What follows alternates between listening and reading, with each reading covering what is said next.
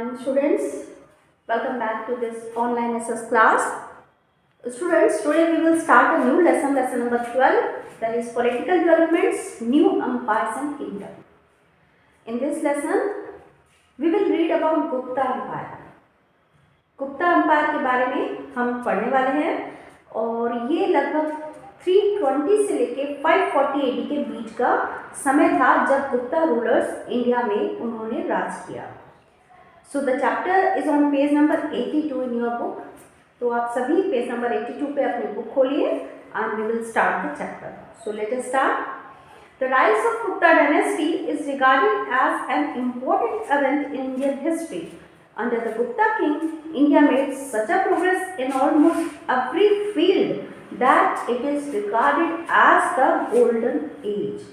So students, ये जो Gupta rulers का समय था ये हमारी इंडियन हिस्ट्री में गोल्डन एज यानी सुनहरा समय माना जाता है, क्योंकि इस समय इन रूलर्स के राज में इंडिया ने बहुत ज़्यादा प्रोग्रेस की, बहुत ज़्यादा तरक्की की.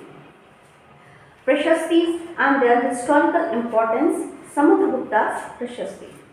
As already said, प्रशस्ति or inscription engraved on rock pillar, copper plates, stone tablet and caves etc.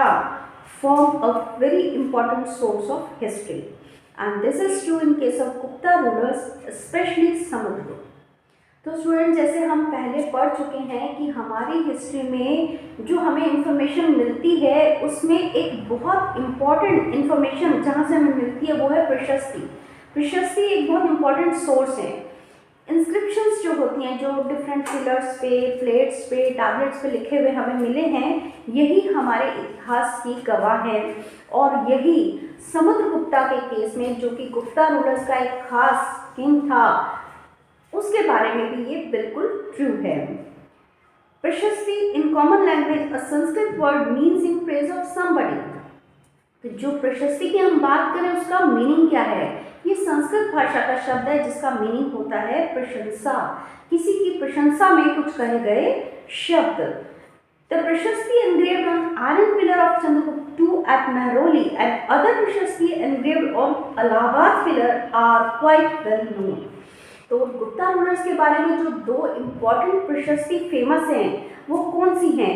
एक तो मेहरौली में चंद्रगुप्त II के बारे में लिखी हुई है और दूसरी इलाहाबाद पिलर पर लिखी हुई प्रशस्ति जो समुद्रगुप्त के बारे में बताती है. ये दोनों बहुत ही फेमस प्रशस्ति हैं. They provide a glimpse of two Gupta rulers but also many events of their regimes, like Prashasti of Gautamiputra Sri Satkarni's rule has great historical value of its own. These Prashasti supplement what we learn from literature and other sources. तो ये प्रशस्ति, ये दोनों हमें Gupta rulers के समय के दो इम्पॉर्टेंट रूलर, एक समुद्रगुप्त और एक चंद्रगुप्त, इनके बारे में हमें बताती है. और इसके अलावा और भी उनके समय की कई इम्पॉर्टेंट इंफॉर्मेशन हमें देती है. About Samudragupta's प्रशस्ति, we shall read a little below. The Gupta dynasty ruled for a little more than 200 years from 320 AD to 540 AD. ये जो गुप्ता रूलर्स का समय था ये लगभग 320 AD से शुरू होकर के 540 AD तक का था. इस समय में इन्होंने राज किया.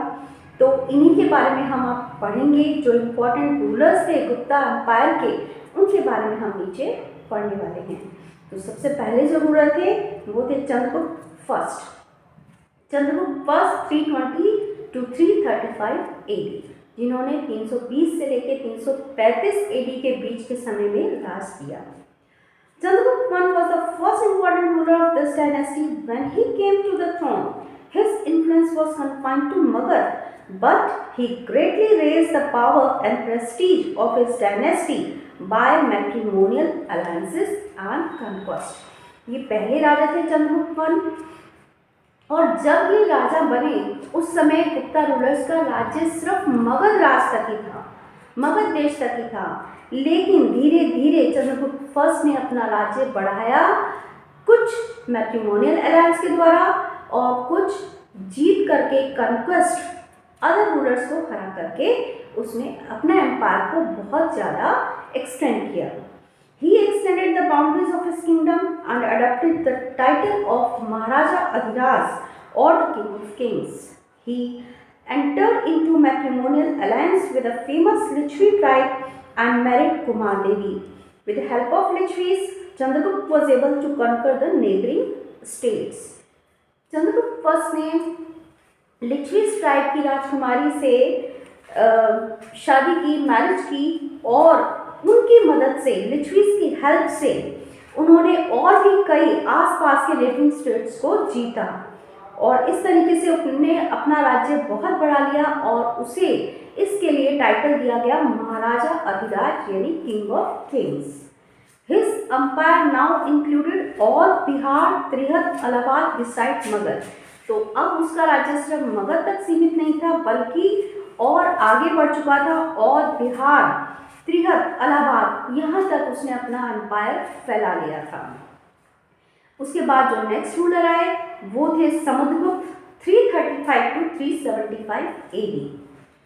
Chandragupta first was succeeded by his illustrious son and one of the ablest king of ancient India, Samudragupta. In the north, he extended his empire up to Chambal River by defeating Naga kings of Mathura, Gwalior and Achitra. तो Chandragupta one के बेटे उसके बाद आए समुद्रगुप्त और वो भी अपने फादर की तरह उन्होंने भी अपने एम्पायर को और आगे बढ़ाया। नॉर्थ की तरफ उन्होंने मथुरा के जो नागा किंग्स थे उनको हराकर वहाँ राज्य किया, ग्वालियर जीता, अचित्रा, ये सभी स्टेट्स उन्होंने जीते। But his important military exploit was the Deccan campaign. However, he did not annex any portion of Deccan. He felt content to make southern king accept his suzerainty. तो उन्होंने जो इम्पोर्टेंट काम किया सिर्फ नॉर्थ में अपना एम्पायर नहीं फैलाया बल्कि दक्कन की तरफ भी बढ़े। दक्कन में भी उन्होंने कई राज्यों पर अटैक किए, मिलिट्री अटैक्स किए। उन्होंने उन दक्कन राज्य को अपने एम्पायर में नहीं मिलाया लेकिन जितने भी दक्कन के जो रूलर्स थे उन्होंने इसकी एक्सेप्ट की, सुजर्निटी एक्सेप्ट की। Samudragupta is also said to have subjugated the forest tribe dwelling in central India and defeated the 9 republican tribes of Rajasthan. इसके अलावा सेंट्रल इंडिया में जो फॉरेस्ट ट्राइब्स थी उन्हें भी इन्होंने हराया और अपने अधीन कर लिया। द 5 फ्रंटियर स्टेट समतट और मॉडर्न बंगाल, असम, देवका और मॉडर्न नॉर्थ असम, नेपाल, करतारपुर और modern Terai reason accepted his suzerainty and paid him heavy tributes. तो ये जो 5 important states थी, फ्रंटियर स्टेट्स थी, ये पांचों स्टेट्स जो आज के समय में मॉडर्न बंगाल है या असम है या करतारपुर है जिसे हम तराई रीजन कहते हैं, ये भी इसके अधीन हो गए, समुद्रगुप्त के अधीन हो गए। वो भी उसे काफ़ी हैवी ट्रिब्यूट्स पे करते थे। He maintained friendly relations with neighboring states like those of Saka, Kushanas, Shahis of Punjab and kings of Sri Lanka, namely Medh Burma. इसके अलावा और जो भी उनके neighboring states थे उनके साथ समुद्रगुप्त ने friendly relations बनाए। Some of these rulers also paid him tributes. It is because of his great military exploits that Samudragupta is generally compared with Napoleon. तो इस तरीके से इतने जो मिलिट्री एक्सप्लॉइट्स किए, मिलिट्री अटैक्स किए, उसी के कारण समुद्रगुप्त को नेपोलियन कहा जाता था, इंडिया का नेपोलियन माना जाने लगा। His empire extended from river Brahmaputra in east to river Yamuna and Chambal in west, from Himalaya in north to river Narmada in south। यानी अब उसने अपने एम्पायर को इतना बढ़ा लिया था कि ये ईस्ट में ब्रह्मपुत्र नदी से लेके वेस्ट से ब्रह्मपुत्र नदी से लेकर यमुना चंबल तक वेस्ट में और नॉर्थ में हिमालय से लेकर के साउथ में नर्मदा नदी तक पूरा इसका एम्पायर फैल चुका था। समुद्रगुप्त प्रशस्ति और the Allahabad pillar inscription. Most authentic source of information about Samudragupta is the Allahabad pillar in Allahabad fort. Samudragupta के बारे में जो हमें इंफॉर्मेशन मिलती है वो एक इम्पॉर्टेंट प्रशस्ति से, उस समय की जो प्रशस्ति है जो इलाहाबाद पिलर पे लिखी हुई है उससे हमें मिलती है। It has an inscription composed by poet Hari Singh. Before discovery of this inscription, not much was known about Samudragupta. ये इंस्क्रिप्शन उनके कवि हरि सिंह की लिखी हुई है और इसके मिलने से पहले तक हमें ज़्यादा कुछ समुद्रगुप्त के बारे में मालूम नहीं था। This inscription, written in Sanskrit language, has 33 lines. These give a vivid account of Samudragupta's conquest and military exploit. 33 लाइनों की संस्कृत भाषा में लिखी हुई ये इंस्क्रिप्शन है और इसमें समुद्रगुप्त ने जो भी जीत हासिल की, जो भी मिलिट्री अटैक्स किए, उन सभी के बारे में इसमें दिया हुआ है। Hari Singh was a famous court poet of Samudragupta, therefore his testimony must be taken at its face value. It has rightly been said that upon this single record rests the name and fame of real founder of Gupta Empire. Hari Singh उनके दरबार के कवि थे और उनकी बात को हम पूरी तरह सत्य मान सकते हैं और उसी से हमें सारी इन्फॉर्मेशन गुप्ता एम्पायर के बारे में मिलती है, समुद्रगुप्त के बारे में। An estimate of Samudragupta. Samudragupta was a great conqueror and he rightly deserves to be called the Indian Napoleon. He was also a great patron and lover of art and literature as well. He himself was a great musician and expert veena player. Many of his coins show him playing the veena. He was an accomplished scholar and a poet of high order.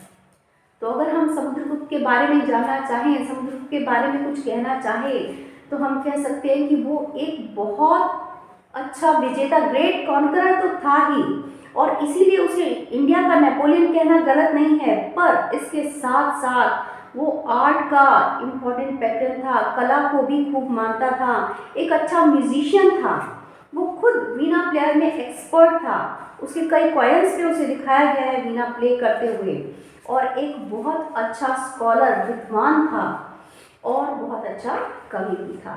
तो एक multi personality थी उसकी। Samudragupta was a follower of Hinduism, but his greatness lies in the fact that he was equally tolerant towards other religion. In short, we can say he was a versatile genius and possessed exceptional qualities of head and heart. और अगर हम धर्म के बारे में देखें तो यूँ तो वो हिंदू था, हिंदुइज्म को फॉलो करता था, लेकिन उसकी जो ग्रेटनेस थी वो इस बात में थी कि वो दूसरे धर्मों को भी बराबर मानता था, उनको भी पूरी रिस्पेक्ट देता था और इसी से हमें पता लगता है कि वो कितना वर्साटाइल था और उसमें जो है बहुत सारी क्वालिटीज़ थी। तो समुद्रगुप्त के बाद एक और इम्पॉर्टेंट रूलर गुप्ता रूलर्स का है चंद्रगुप्त II, जिसका राज रहा 320 से लेकर के 414 AD तक। Chandragupta II, son and successor of Samudragupta, was another powerful ruler of the Gupta dynasty. He is popularly known as Vikramaditya or son of power and is often identified with Vikramaditya of Ujjain, who patronized the famous Navaratna. तो Chandragupta II Samudragupta के बेटे थे और वो भी बहुत ही powerful ruler थे। उन्हें विक्रमादित्य के नाम से जाना जाता है और उन्होंने भी कई आगे कॉन्क्वेस्ट की। Like his father, Chandragupta II was also a great conqueror. वो भी एक बहुत बड़ा कॉन्करर था। His greatest achievement was to destroy power of Sakas of Malwa, Gujarat and स्वराष्ट्र। जो सबसे बड़ी अचीवमेंट चंद्रगुप्त II की थी कि उसने मालवा, गुजरात, स्वराष्ट्र के जो साका वंश के थे रूलर्स, उनकी पावर को खत्म किया और इसीलिए उन्हें टाइटल दिया गया शाखारी और कंकरर of साकास। His empire now touched the Arabian Sea and included important ports of Braj, Bombay and Sopara. तो अब उसका एम्पायर और आगे अरेबियन सी तक फैल चुका है।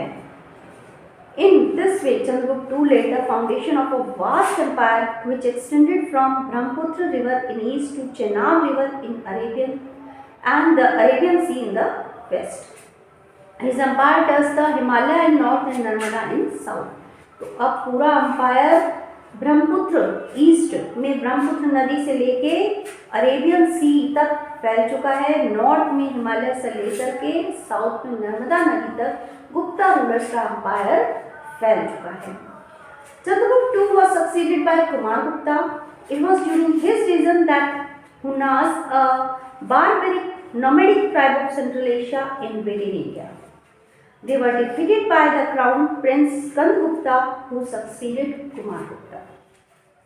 तो चंद्रगुप्त II के बाद जो राजा आए वो थे कुमारगुप्त, और उन्हीं के समय में एक सेंट्रल एशिया की ट्राइब थी हुन्नास जो इंडिया में आई, लेकिन उसको हराया कुमारगुप्त के बाद जो राजा बने स्कंदगुप्त, उन्होंने उसको हराया। तो मेन जो गुप्ता रूलर्स के ये 3 इंपॉर्टेंट रूलर्स थे जिनके बारे में हमने पढ़ा, चंद्रगुप्त I, समुद्रगुप्त और चंद्रगुप्त II। तो अब हम अपने नेक्स्ट वीडियो में उस समय की गुप्ता एम्पायर के समय में जो सोसाइटी थी वहाँ के कल्चर के बारे में पढ़ेंगे। So we will continue this chapter in our next video. Till then, good bye.